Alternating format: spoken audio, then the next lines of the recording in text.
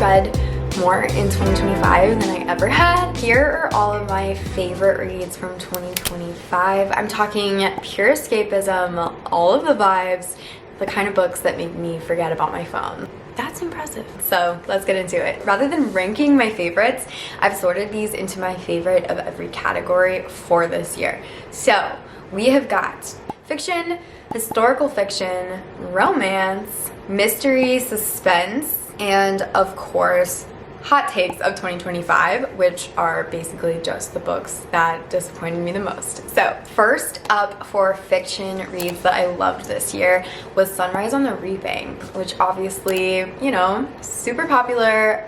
Most people have already read it. Something that's great about this book is that it is a standalone to the Hunger Games series. So if you've never read the Hunger Games, but you really want to get into it, I would highly recommend this. It's one of those that you start reading because it's popular and you have kind of low expectations, but you just want to, like, you know what's up, and then you can't stop turning the pages. It's so good. It follows the story of Haymitch from the Hunger Games. Really well written, definitely straight fiction, but the narrative is quick and pulls you in.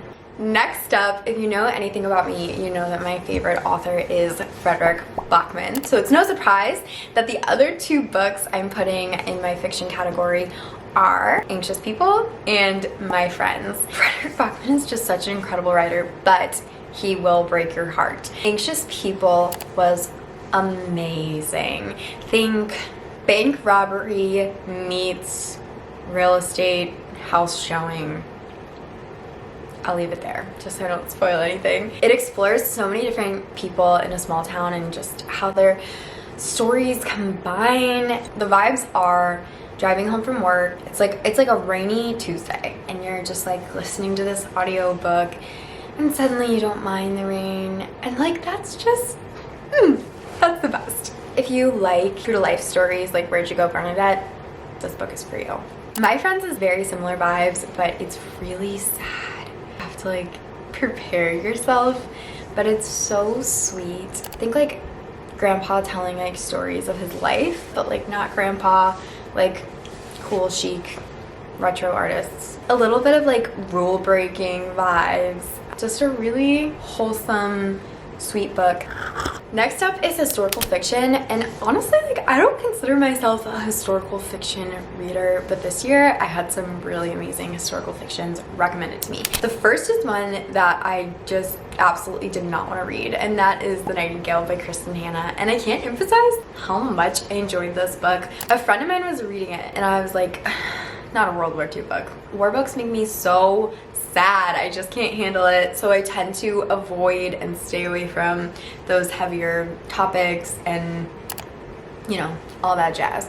But reading it, I was so immersed into the story. So it is a World War II story, but it's more about the relationship between these two sisters and how tough times make them realize what they value in life and what matters and what's worth standing up for. And a little bit of like, hang on, there's a piece of hair in my eye. There's a little bit of a romance, which is kind of surprising for a book like this, but that really pulled me in. And then so many plot twists. And of course, after reading it, I was super interested in researching World War II. Next up, 11/22/63 by Stephen King. Now, if you know anything about Stephen King, you know that Stephen King is traditionally a horror writer.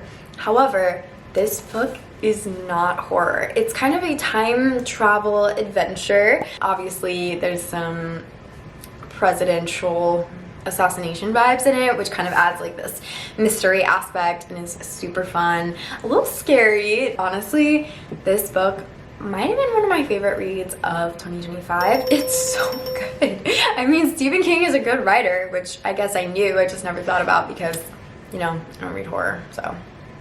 I will say it is a big book. The vibes are like summer day, picnic table at a park, watching the birds flit in and out of the trees, and just enjoying the sunshine and enjoying this read. Romance!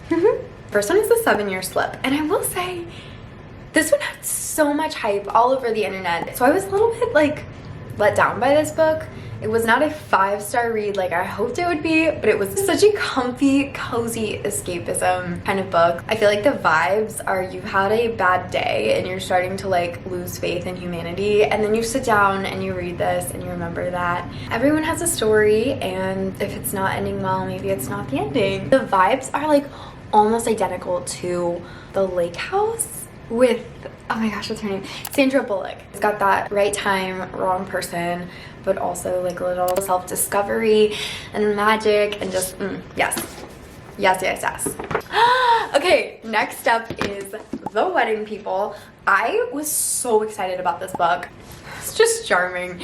It's such a fun, sad book. Think of like The Devil Wears Prada. It's like a rom-com, but it's more of a rom-com with her and her job rather than like Anne Hathaway and a boy. You know what I'm saying? So it's like a career rom-com, but essentially it's about two women who meet at very different times in their life.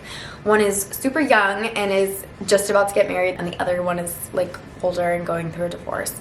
Just kind of how they meet at like such different times in their lives, but how interacting with each other, I don't know, changes things.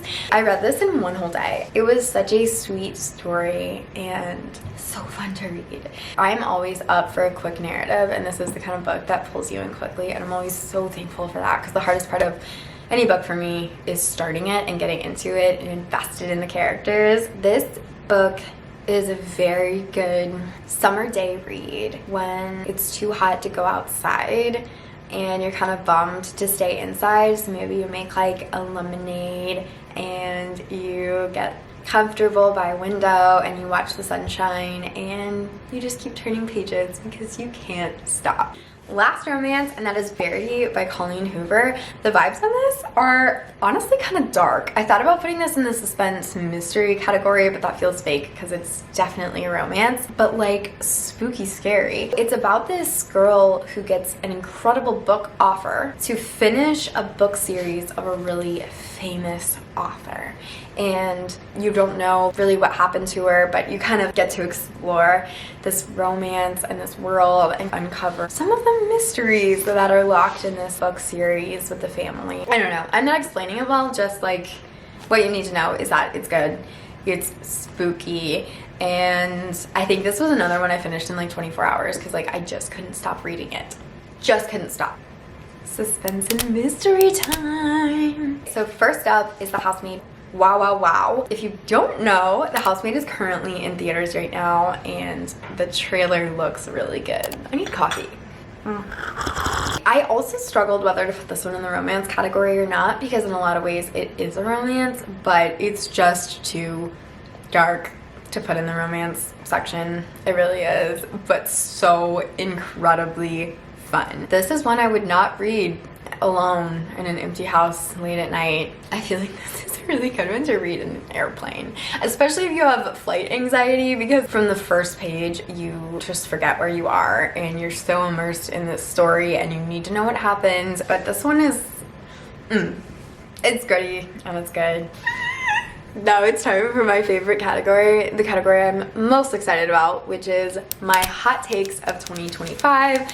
You're probably gonna disagree with most of these, but hear me out and then let me know what you think. Okay, this is like the hottest of hot takes, but I hated this book. The Seven Husbands of Evelyn Hugo is supposed to be one of the hottest books this year. I heard so many incredible things about this book. I absolutely hated it. I didn't care for the main character at all, so the whole book I was just, I guess, not relating to her or her problems or her struggles. Yeah, just so disappointing. It's like when you hear about a restaurant from several of your friends and they're all like, oh my gosh, you have to try this, and so you're so excited. You go in and you order and then you get your food and it's horrible. And the whole time you wish that you had canceled your plans because it was so disappointing.